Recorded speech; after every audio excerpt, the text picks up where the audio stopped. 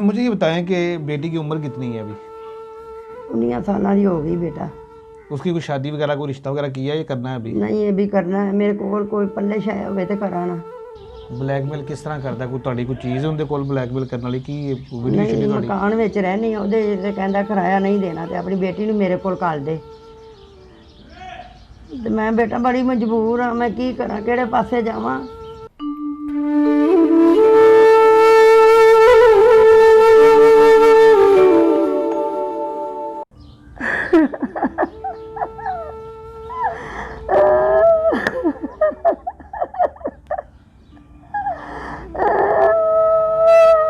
बेटा की करा, मेरी जवान थी ये, मैं कितने लेके जावा।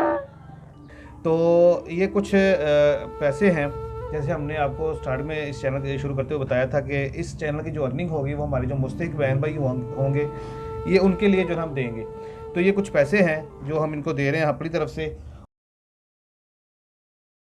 अस्सलाम वालेकुम नाज़रीन, मैं हूं आपका मेज़बान अहमद गौहर। नाज़रीन मेरे साथ इस वक्त 36 साल शकीला मौजूद हैं। इनकी एक छोटी बेटी है तकरीबन 18-19 साल की, जिसकी शादी के लिए ये बहुत परेशान है और इसी के साथ साथ एक किराए के घर पे रहती हैं और इनका जो मालिक मकान है वो इनके साथ बदतमीज़ी करता है, तंग करता है इनको भी और इनकी बेटी को भी, और उल्टी सीधी बातें भी करता है। ये सारी कहानी है क्या, इन्हीं से जानते हैं। अस्सलाम वालेकुम। वालेकुम सलाम। मैं दसो कि की मामला है, ਤੁਹਾਡਾ शोहर कित्थे है? बेटा 7-8 साल हो गए ने, ਮਿਹਨਤ ਮਜ਼ਦੂਰੀ ਕਰਨ ਜਾਂਦਾ ਸੀ ਦਿਹਾੜੀ ਤੇ, ਆਂਦਾ ਪਿਆ ਸੀ ਘਰ ਸ਼ਾਮ ਵੇਲੇ ਤੇ ਐਕਸੀਡੈਂਟ ਹੋਇਆ ਤੇ ਉੱਥੇ ਮੌਕੇ ਤੇ ਫੌਤ ਹੋ ਗਿਆ। ਤੇ ਉਸ ਤੋਂ ਬਾਅਦ ਕੋਈ ਉਹਨਾਂ ਦਾ ਰਿਸ਼ਤੇਦਾਰ, ਕੋਈ ਭੈਣ ਭਾਈ ਕੋਈ ਨਹੀਂ ਤੁਹਾਨੂੰ ਸੰਭਾਲਣ ਵਾਲਾ? ਕੋਈ ਨਹੀਂ, ਕੋਈ ਹੈਗੇ ਨੇ ਜਿਹੜੇ, ਉਹ ਵੀ ਕੋਈ ਨਹੀਂ ਪੁੱਛਦਾ। ਪੁੱਤਰ ਅੱਜ ਕੱਲ੍ਹ ਦੇ ਦੌਰ 'ਚ ਕੌਣ ਪੁੱਛਦਾ ਕਿਸੇ ਨੂੰ। ਅੱਛਾ ਮੈਨੂੰ ਇਹ ਦੱਸੋ ਕਿ ਤੁਹਾਡੇ ਸ਼ੋਹਰ ਦੀ ਡੈਥ ਹੋ ਗਈ ਤੇ ਤੁਹਾਡੀ ਉਮਰ ਤੋਂ ਜ਼ਾਹਿਰ ਤੁਸੀਂ ਯੰਗ ਸੀ, ਹੁਣ ਵੀ ਯੰਗ ਹੋ ਮਾਸ਼ਾਅੱਲਾ, ਤੁਸੀਂ ਸ਼ਾਦੀ ਕਿਉਂ ਨਹੀਂ ਕੀਤੀ ਦੂਸਰੀ? शादी इस वास्ते धी दी वजह तो नहीं की, मेरी बेटी जवान है, पहलों अगले बदतमीजी कर लेंदे ने ते बेटा इस वास्ते मैं भी फिर बड़ी परेशान रहनी। मेरी धी दा कोई सहारा बन जाए, दी किते शादी होवे ते फिर कोई अपने बारे च सोचांगी। या कि ਤੁਸੀਂ ਵੀ ਸ਼ਾਦੀ ਕਰਨਾ ਚਾਹੁੰਦੇ ਹੋ? हाँ बेटा, और कल नूं मैनूं किन्ने पुछना। चलो धी अपने घर वाली बन गई तो मैं फिर एवें दर बदर कित्थे धिक्के खावांगी। चलो कोई मेरा भी सहारा बन गया हैगा ते। ਸ਼ੋਹਰ ਦੀ ਡੈਥ ਹੋ ਗਈ ਤੇ ਫਿਰ ਉਸ ਤੋਂ ਬਾਅਦ ਕਿਸ ਤਰ੍ਹਾਂ ਤੁਹਾਡਾ ਗੁਜ਼ਾਰਾ ਚੱਲਦਾ ਰਿਹਾ, ਕਿਸ ਤਰ੍ਹਾਂ ਮਾਮਲਾ ਚੱਲਦੇ ਰਹੇ ਸਾਰੇ? मैं फिर बड़ी मजबूर हो गई, फिर कोठियां का काम करना शुरू किया, 1-2 घरां दा। ठीक है। ते बेटी मेरी नूं नाल लै जानी आ, नाल जानी आ, बच्ची जवान हो गई है ते आउंदे जांदे लोकी भी तंग करदे ने। फिर बच्ची नूं मैं हुण घर बिठा दित्ता है।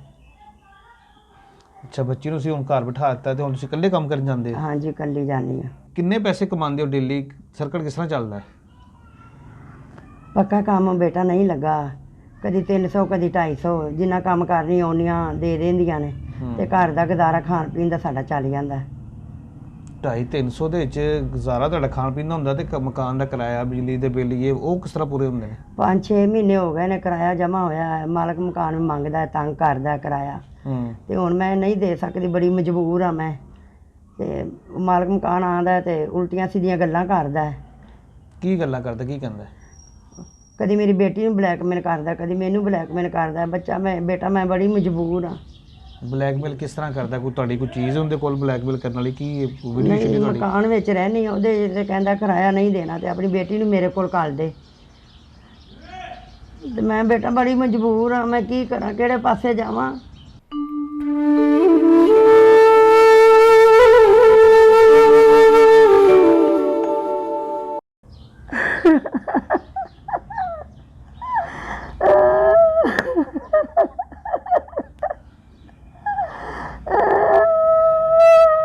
बेटा की करा, मेरी जवान थी ये, मैं कितने लेके जावा।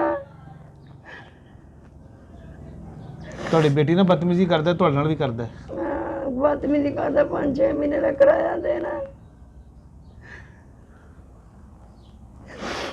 नाज़रीन आप आइडिया करें कि क्यों हमारे अंदर जो है ना वो इंसानियत ख़त्म हो गई है।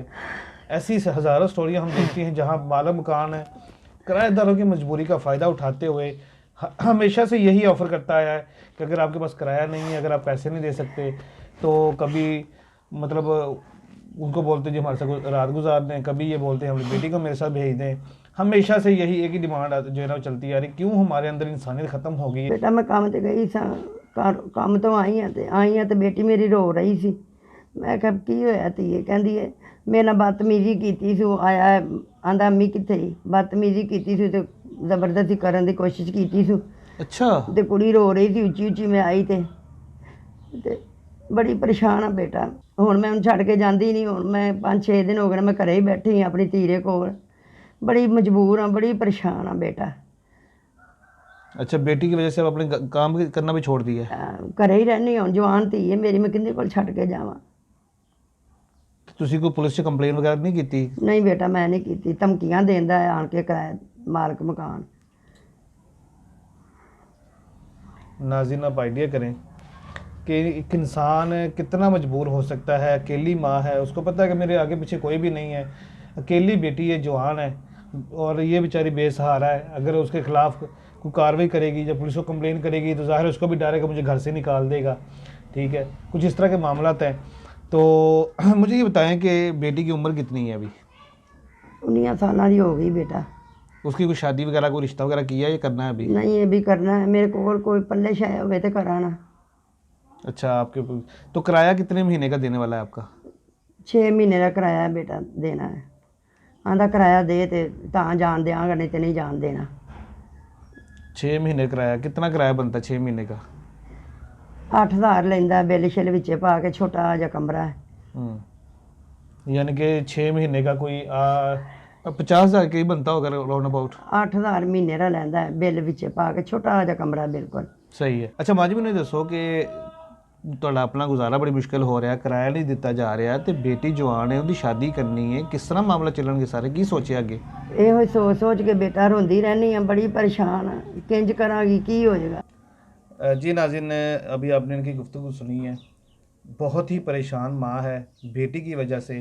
जैसे वो बता रही कि माल मकान जो है ना वो किराए की वजह से तंग करता है, बदतमीज़ी करता है आके, और बेटी की शादी के लिए भी बहुत ज़्यादा परेशान है। ज़ाहिर आप समझ सकते हैं कि उनका गुजारा बड़ी मुश्किल से हो रहा है, किराया नहीं दिया जा रहा, तो बेटी की शादी कैसे जो है ना वो कर सकती हैं। तो ये कुछ पैसे हैं, जैसे हमने आपको स्टार्ट में इस चैनल के शुरू करते हुए बताया था कि इस चैनल की जो अर्निंग होगी वो हमारे जो मुस्तहिक बहन भाई होंगे, ये उनके लिए जो हम देंगे। तो ये कुछ पैसे हैं जो हम इनको दे रहे हैं अपनी तरफ से। और आप सबसे भी गुजारिश है कि जैसे आप जानते हैं कि रमज़ान आ रहा है और आप अपने सदक़ात, अतियात और ज़कात जो आपने निकालनी है, ये वो हक़दार हैं, ये वो असल मुस्तहिक लोग हैं जो आपकी ज़कात और आपके सदक़ात के, आपके अतियात के सही मुस्तहिक लोग हैं। तो इनको दीजिएगा। जैसे कि आप जानते हैं कि इस्लाम के अंदर किसी बेटी की शादी करना या करवाना, उसका जो अजर है, जो उसकी सवाब है, वो एक हज के बराबर है। तो ये वो मुस्तहिक लोग हैं जो आपको, जिनके साथ आप मिलके इनकी बेटी के जहेज़ का इंतज़ाम कर सकते हैं, कुछ पैसों का इंतज़ाम कर सकते हैं, खाने का कुछ भी आप कर सकें इनके लिए, वो लाजमी कीजिएगा। इनका नंबर जो है स्क्रीन पे आ रहा है, आप अपने एहतियात जो है इनको जायज़ कैश कर सकते हैं।